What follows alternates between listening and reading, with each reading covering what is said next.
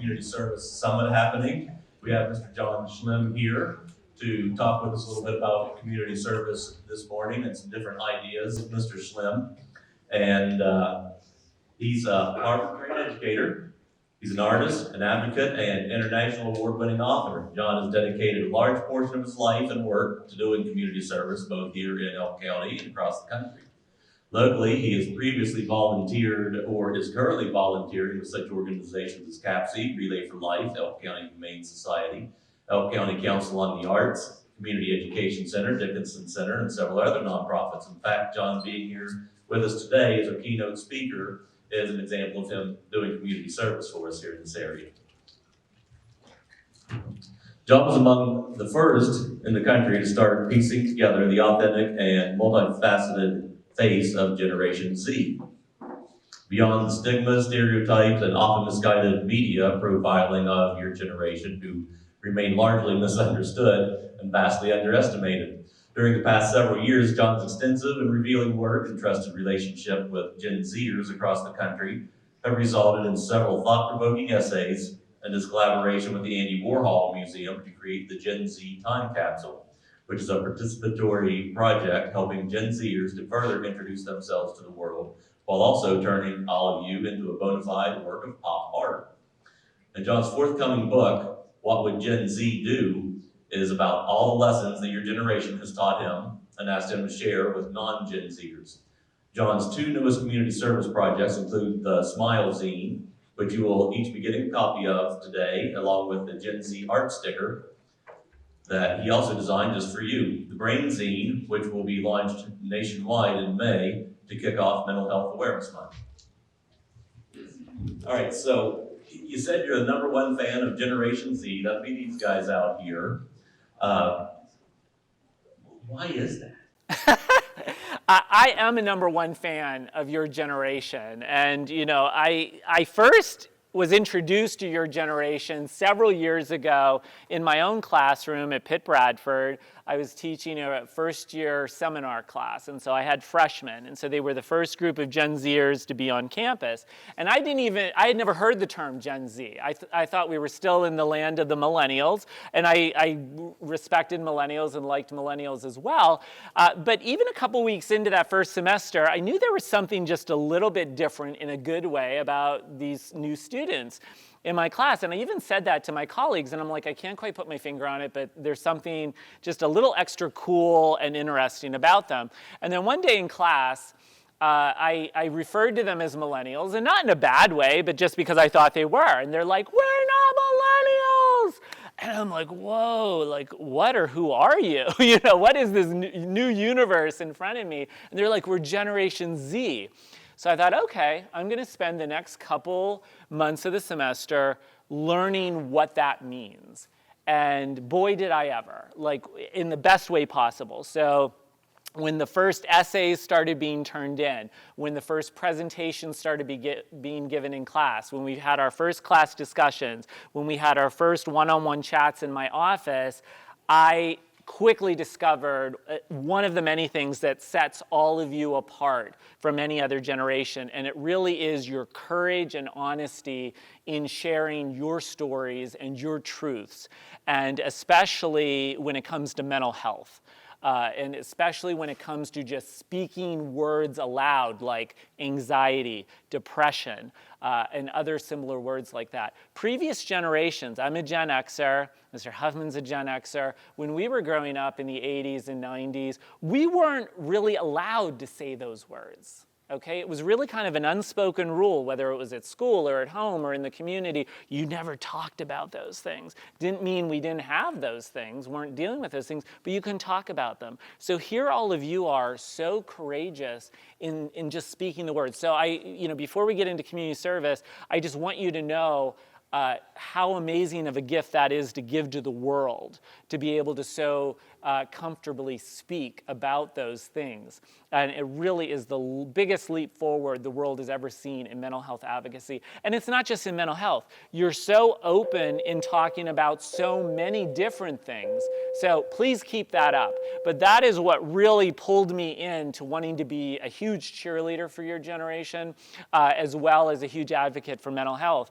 And in the last several years, as I've traveled across the country, whether it's been on book tour, or it's been for art installations, or maybe speaking engagements, or whatever it was I was doing, I always ask the organizers of my trips 2 extra things. Please find me a group of Gen Zers who I can sit down with, just like I'm sitting down with all of you, and really talk to and listen to them and hear from them, so that I can then help to further introduce them to the rest of the world.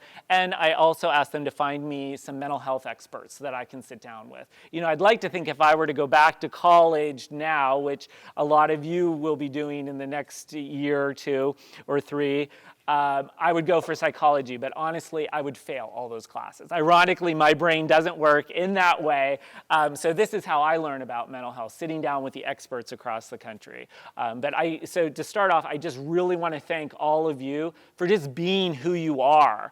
And you know, some of you may be thinking, what is he talking about? But hopefully, you know, what I'm saying, you'll give that some more thought later today and in the days ahead, and you'll really start to understand that your generation is already contributing a lot. It may not always seem like you're being respected for that, but please know that you always have a #1 fan for me, and anyone who's going to go after Gen Z has to go through me, because I will always have your backs. All right, so we're talking about community service. What does community service mean to you? So, you know, first off, I know that, and I heard some of the grumbling when he said that this was going to be about community service. And I get it. I get that, you know, here as well as in schools across the country where it's a requirement, it really does feel like something you're forced to do, because in a way you kind of are, and you feel like, oh, we have to check off that box. Well, one of the reasons I was excited to come here today is because I really want us to start reimagining what community service can be. So it isn't so much something that you feel like you have to do, even though you have to, but that it's something that you're actually looking forward to doing, finding something that you can enjoy doing, but also thinking about what are the talents and skills that you have. We all come into this world with talents and skills. You know, one of the big challenges is to figure out what are those talents and skills, and then once we start figuring that out, how can we put them to use? But for you all to think about what are those skills and interests you have, and how can you put those to use? So it's not just at the last minute, and I'm sure there are a few last minute, probably especially among the seniors since you're out of here soon, maybe a few extra hours that you have to check off the box. But even moving forward, hopefully you'll continue to do community service once you graduate, and a lot of you probably do anyway, even outside of the requirement. But how is it that you can make it the most impactful experience for yourself, as well as something that's impactful for the nonprofit? So to the question, you know, what does it mean to me? And I really think, you know, each of us has to define what community service means for each of us in our own way. But for me, it's a combination of those skills and talents that we each individually have. For me, you know, I've learned over the course of 50 years that, you know, some of the gifts I've been given in this life are as a writer and as an artist. So it's for me thinking, how can I take those and put those to use for some causes that I'm really interested in, such as mental health, such as rescue dogs. I love rescue dogs. You know, how can I put those together into something that I'm going to enjoy? I'm going to be able to share my skills, but I'm also going to learn things, and it's also going to benefit the nonprofit and the community. So, you know, as we talk today, you know, start rethinking, because I really want you all to think how you can use community service to your advantage, and we'll certainly talk more about that. So this is a graduation requirement here. It is a box we have to check off.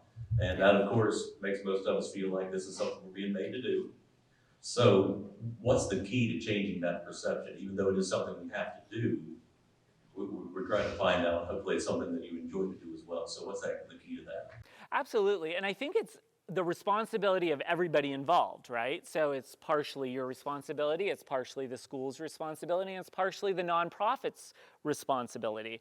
And what I mean by that, so about 2 or 3 weeks ago, I got to sit down with the nonprofits who you're about to meet over in the gymnasium, and there's going to be 10 of them, and that's just a small sampling of the much larger group of nonprofits that you're able to do your community service at. But the 10 over there represent a really great range to really show you a lot of the different options, but there are more out there. But I got to sit down with them because, believe it or not, they wanted to learn more about all of you as a generation.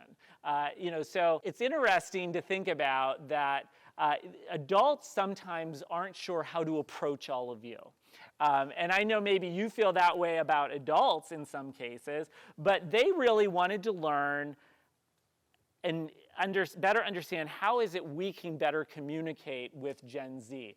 And so, I talked to them a little bit about that, but then I also talked to them about making their community service experiences something that's more enjoyable, something that is more based on what skills you can bring to the table than maybe just what they need done. So I recommended that they create a community service program within each of their nonprofits so that they can, when you talk to them, they can give you that one sheeter that says, okay, for 5, 10, or 15 hours, this is what you can come and do with us, but we want it to be a collaboration.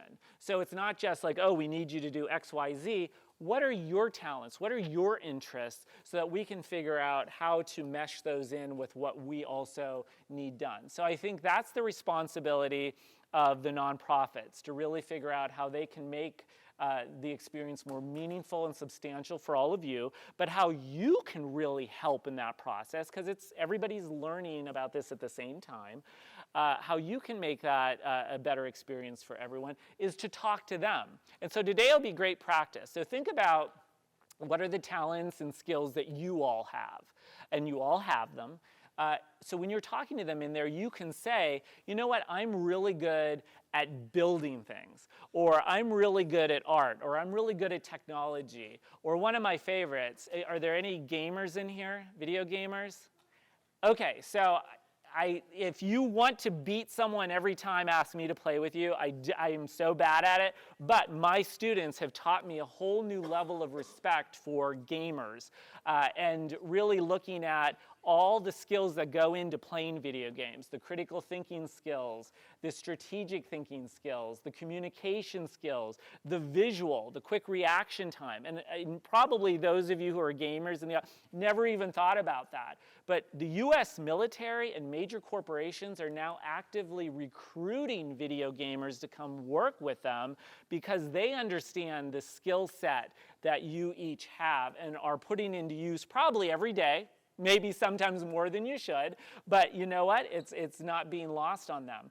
And so that's an example of you can go, and I've already prepared the nonprofits. I'm like, look, there's a lot of gamers, so ask them about that. And when you meet a gamer, ask them about those skills and start thinking about how those skills can be applied to what they maybe you want them to do if they come do their community service. But that applies across the board. When you think about all the different things you're interested and good at, start thinking about that so you can start having those conversations.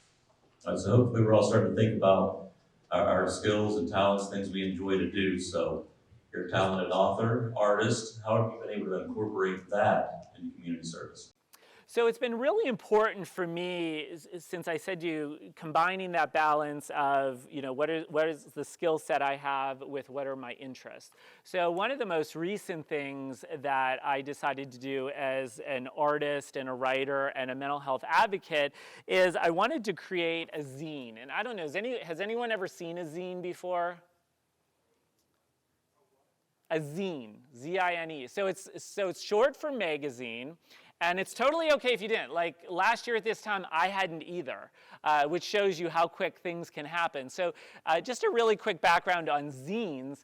Zines were popular way back in the 1960s, 70s, and 80s, and they were really popular with punk bands, artists, and activist groups who really weren't able to get their material, their message, out to large groups of people just because we didn't have the media that we have now. There was no social media. There certainly weren't as many news channels or publications. So what they would start doing is just on sheets of paper, they would, write down their lyrics or write down, the articles they wanted to do or put their artwork on pieces of paper and then just run it through a photocopier and then hand out these zines for free. And that was how they were able to get their message out to groups of people. I thought that is so cool. And with everything I'm interested in, that would be one more great way for me to be able to share a community service and a community art message. But I'd never created one, so I thought, all right, you know what? I'm going to sit down and I'm going to just see if I can build a zine. So for 2 weeks solid, I just sat down with sheets of paper, lots of old magazines and newspapers, my own sketchbooks, glue, tape, scissors, and I just started layering these pages that you'll see, because all of you are going to get a zine to take with you. And I didn't know if it was going to result in anything that I would even want anyone else to see. But when it was done, I'm like, oh, I am pretty happy about this. And I built it all around the concept of a smile. That was sort of my starting point. And the whole idea that art and smiles should be accessible to everyone. That's the message I really wanted to promote in this.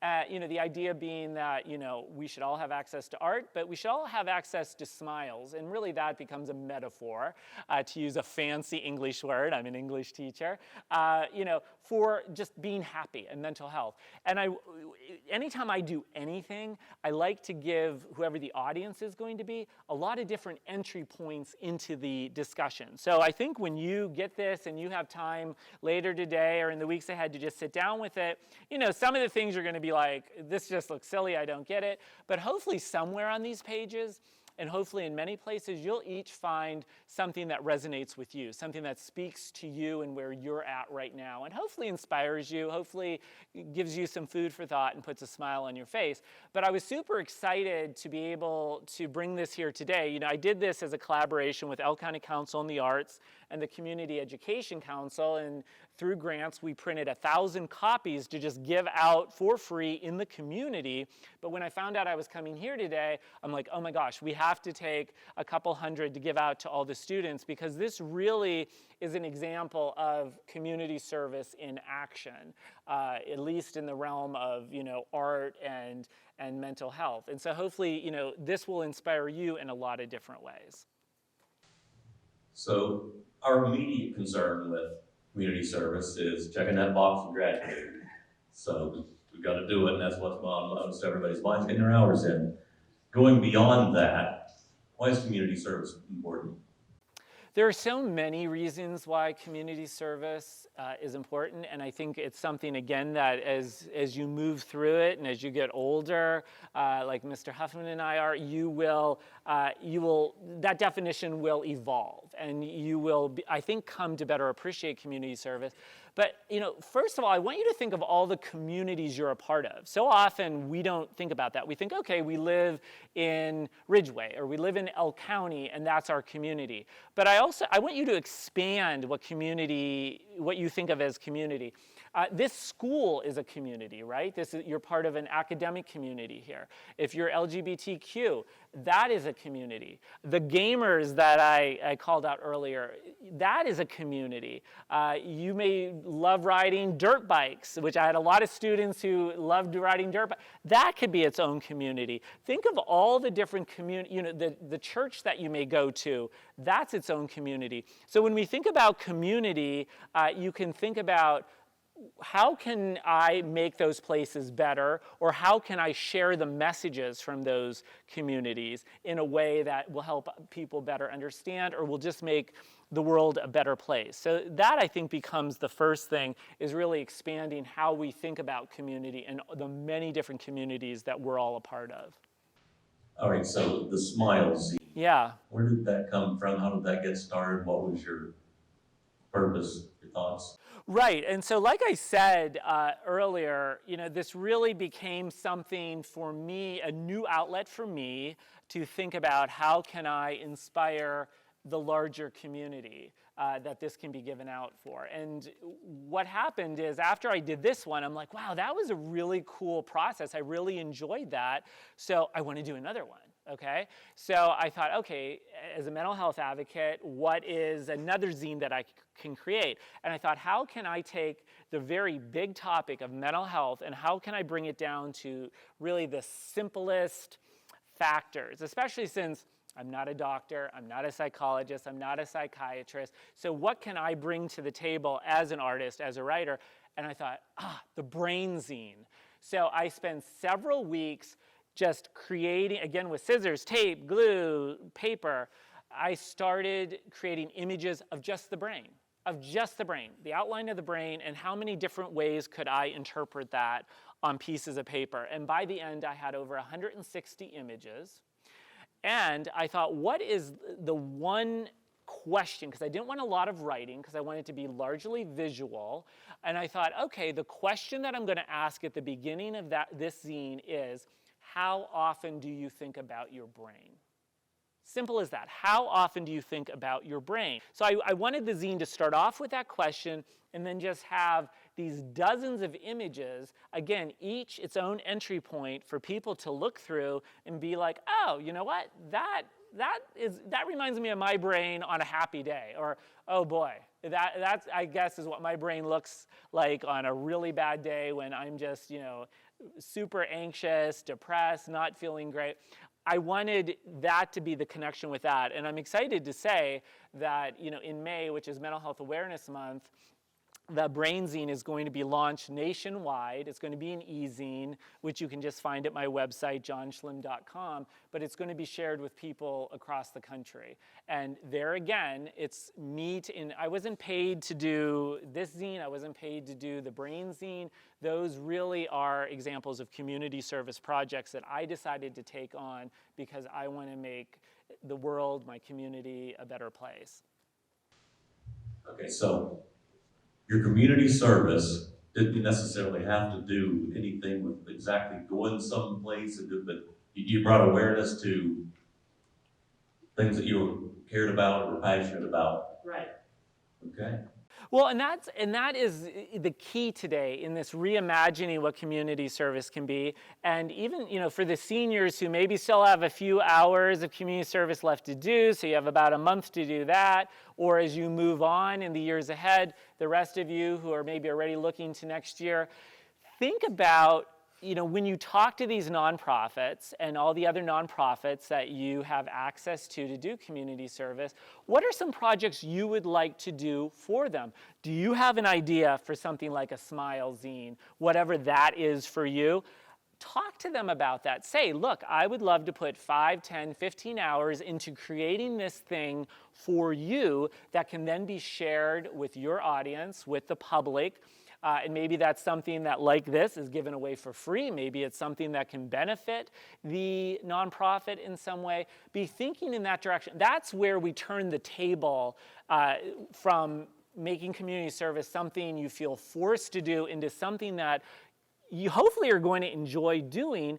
And look, I know you've been told this before, but community service on a resume or a college application looks amazing for everybody. But especially if you're someone who maybe your grades aren't so great or there's some gaps you need to fill in, I'm telling you right now, when colleges look at applications, when employers look at resumes, and they see that you have done all of this amazing community service, which is experience, that is job experience, they're more impressed by that than worrying about if maybe you got a C or a D or something lower in a certain subject, because they know that you learned hands-on. And one of the things I've learned about your generation is you're very skills-based.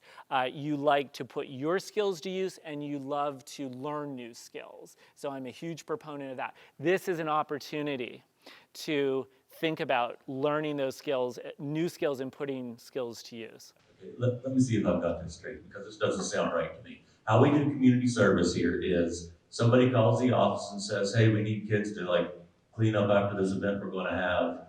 We put the announcement on, and whoever needs 5 hours or whatever signs up on the sheet and goes and cleans up. You're saying that when they go into the gym over here, they can tell them about an idea that they have for whatever it is that they like, possibly for something that could turn into a fundraiser or for something that's going to help raise awareness, maybe work on are you sure that's? I am positive. I know these 10 nonprofits. And look, and don't expect that they're all just going to immediately say yes. They all, within the confines of what their nonprofit is, maybe your idea would not work for them, and that's understandable. That's okay. I mean, don't be afraid of being told no. I stopped being afraid of the word no a long time ago. In fact, I have learned that the road to yes, those yeses we want in life, is paved with many no's. And so, if one nonprofit says, oh, I don't think that's going to work for us, that's okay. That just means it wasn't meant for them. Go to the next nonprofit and the next one. And maybe the idea evolves and gets better and better. Now, to the point of cleaning up after something, there are always going to be those opportunities. I've done that. I still do that. I'm still happy to clean up and, set up and all that kind of stuff with nonprofits. But I really, at its core, I want you to think about making this a much more valuable and enjoyable experience. Because I'm getting the feeling that a lot of you are not enjoying having to do community service. And I understand why, but as a community, school, nonprofits, and all of you, we're working to change that. And you're obviously a huge part of changing that. And I'll tell you what, these nonprofits, they want to hear your ideas. And I even said to them, look, you may, this is me talking to the nonprofits a couple weeks ago. I'm like, you may have to be the one to ask these young people some questions. Because again, I have your back, and what I've learned from a lot of my students is a lot of Gen Zers have social anxiety, right? I may be preaching to the choir here. I had never heard of social anxiety. I've dealt with anxiety myself personally for decades. But when my students talked about having social anxiety, I'm like, what is that? And you've only spent a few minutes with me, but you can already tell what my classroom is like. It's pretty laid back. It's pretty much like this. And my students are like, look, even in your classroom, some of us won't stand up and walk across the room to throw something out because we're afraid someone's going to look at us with judgy eyes or something. I'm like, whoa, okay. And then I thought, you know what? I think I have social anxiety too. You might not be able to tell it up here, but I'm like, I can totally relate. So look, I said to these, to the nonprofits, as I say to a lot of adults, when Gen Zers are quiet, it's not because they're rude or they're weird. And by the way, being weird is cool, so stay weird. But you know how sometimes adults can, I'm like, a lot of them have social anxiety, but if you ask them the first question, they will have a conversation with you about anything you want. So hopefully they will ask you questions, but I'm also asking all of you, even if you do have social anxiety like me, please ask them questions, because this is about them getting to know you. And, a lot of them are, they're not quite sure what to do with all of you either in terms of talking to you, because they're not always around people your age. So this is like a really great way for all of you to get to know each other. So I just want to take a few questions. Okay, quick. What do you think about community service all along? Look, I think if it's something that you can do and something that is beneficial, I'm all for it. Certainly as we're moving into, that's so interesting. I'd love to actually hear more about what those opportunities are, but that's thinking out the box, and I think there's a lot that could be done with that. Thank you for saying that. Like, that hadn't even been on my radar. Yeah. How did you realize that you were interested in mental health and making people happy and all that? Wow, great question. So, I have spent decades struggling with my own anxiety. So that was really the starting point where I was on that journey myself, trying to figure out what is this ball of ground glass churning in my, that feeling. Everyone knows that feeling if you have anxiety or depression. So, it started out with that, as well as, I have a family history of, we've had 5 suicides across 3 generations in my family going back to the early 1900s. And so that was something that I was really interested in, and how that gets passed down through the generations. But again, it was really your generation sitting in front of me, actually speaking the words out loud, that I thought, wow, this is amazing. This is something I want to be a huge cheerleader for. I want to learn more about it so that I can be a better advocate. So in short, it was your generation, and I can't thank you all enough for that. Okay, one last question. Anybody? Question on anything you want to ask. How often do you get that offer that you can ask any question? Yeah. What award did you win for your writing? I won an award called the Christopher Award, and that was for a memoir that I wrote, 5 Years in Heaven. So that was pretty exciting. I got to go to New York, got to receive the award, and that was really cool. But you know what? Even more so than the excitement of getting the award has been seeing how the book, which is an inspirational type book, has inspired people around the world. Like to the point where people don't even know who I am, and that's totally fine, but they're inspired by the book. And so there again, it's sort of that community service of making the world a better place. So thank you. 5 Years in Heaven. So you guys, I'm actually going to head over with all of you to the gymnasium because I want to check out the Community Service Summit. So I'll see you all over there.